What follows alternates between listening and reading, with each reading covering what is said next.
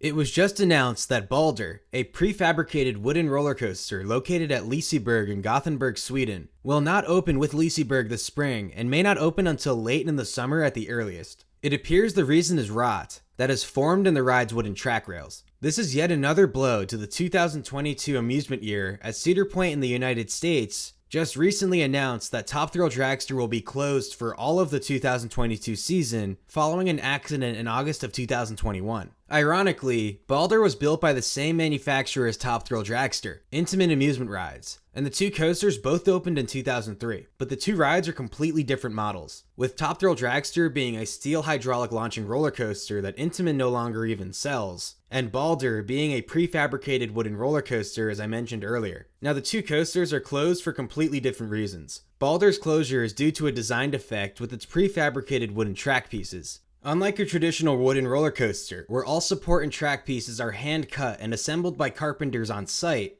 Balder's track and support pieces arrive to the job site ready to go for assembly, just like a steel coaster would be. So all the support pieces are pre-cut and already have holes drilled where bolts will need to be placed. And all the track rails are pre-manufactured and arrive ready to be placed on the coaster. This leads to a faster construction job, and a coaster that is built much more precisely with tighter tolerances, within 3 to 5 millimeters of the original design like a steel roller coaster. Without question, prefabricated wooden roller coasters by Intamin are amazing products, and basically all the prefabs Intamin have produced are considered the best in the world. For reference, my channel is named after El Toro, a famous Intamin prefab that has operated at Six Flags Great Adventure since 2006. A ride that has been voted the best wooden roller coaster in the world quite a few times by various roller coaster enthusiasts. Prefabs come with a stronger track design compared to your traditional wooden roller coaster, allowing them to pull more intense forces like the extreme moments of ejector airtime prefabs are famous for. The track pieces are constructed from laminated veneer lumber,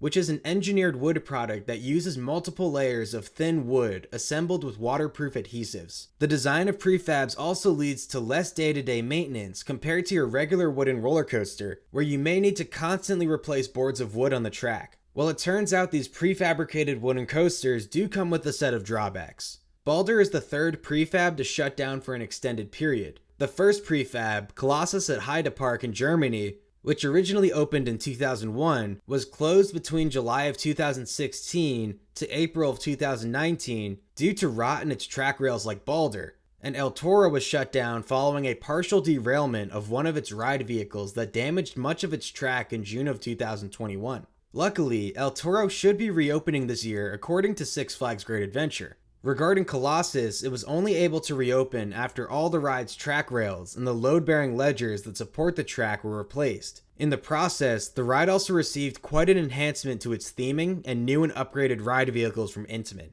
So I only speak English, and all the information I've read regarding Balder's closure is in Swedish. I was able to translate many articles about the situation, but the translations are not perfect. But from what I can gather, it appears the track on Balder has suffered from a similar design issue that affected Colossus at Heide Park, where moisture accumulates within the wooden track rails, leading to wood rot, which significantly reduces its structural integrity. Because of this, Liseberg is spending approximately 30 million Swedish krona, or about 3.2 million US dollars, to replace all of Balder's track rails and any affected wooden board pieces. Apparently, the new track pieces solve the design defect that existed before and won't allow the same track rotting to occur. Thankfully, the ride structure seems to be completely fine, and from what I can gather, only the track pieces and what I assume are the load-bearing ledgers that support the track pieces directly will be replaced. In addition, the ride's profiling will not be changed whatsoever, so Balder will still be the exact same ride it always has been, just with brand new track that should make the coaster glass smooth again. This is the exact same work that was done to revitalize Colossus at Heide Park, minus the new trains and theming. According to Andreas Andersson, the CEO of Liseberg, the park has known of the problem for a few years and have been in discussion with experts about the matter. Before the recent closure, about 1/3 of Balder's track had already been replaced with new track that solves the design defect. But the deterioration of the ride's track has worsened, and they did not want to take any safety risks, so work began during the fall of 2021 to completely replace all the ride's defective track. The park originally hoped to complete Balder's rehabilitation in time for the 2022 season,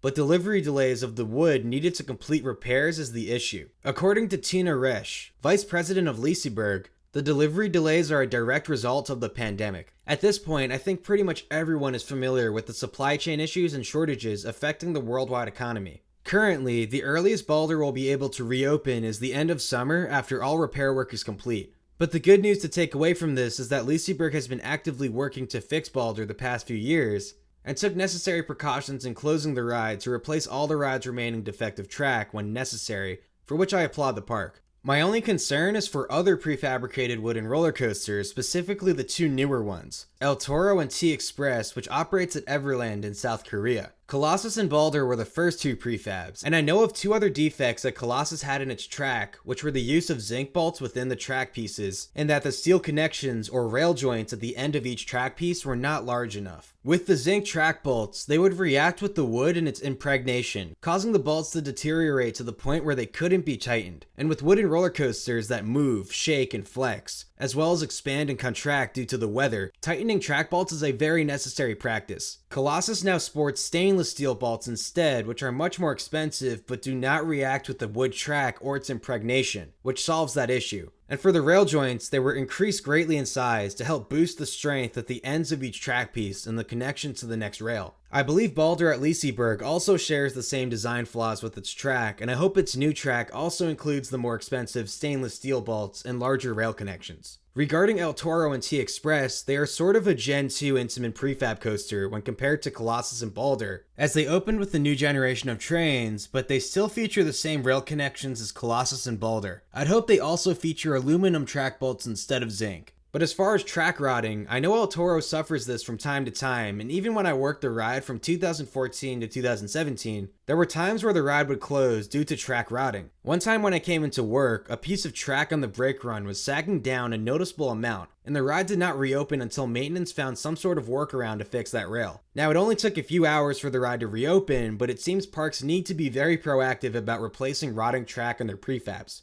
A major downside with prefab wooden track by Intamin is that you can't simply remove a few boards from the track and then replace them like on a traditional woody, because the wood layers are separate from one another. Because with a prefab, the entire track rail is like a single engineered piece of wood instead, and you really need to replace the entire track rail or very carefully rework portions of the track piece, which takes much more time on a prefab. Luckily, Six Flags Great Adventure already replaces entire track pieces of El Toro when needed, and I'm sure Everland does the same with T-Express. At the end of the day, I'm sure the revitalization of Balder will do wonders for the ride and greatly increase its longevity. I just hope that El Toro and T-Express do not face the same issue in a few years, considering that both Colossus and Balder have been affected by track rotting that made it necessary to completely retrack the entire ride. The only prefab I've ridden is El Toro, and I hope to one day ride all of them. Thank you everyone for watching, and I hope this video was useful for you. I'll have more content coming out very soon, so stay tuned and get subscribed to the channel if you're not already. Alright, I'll catch you guys all in the next one. Peace.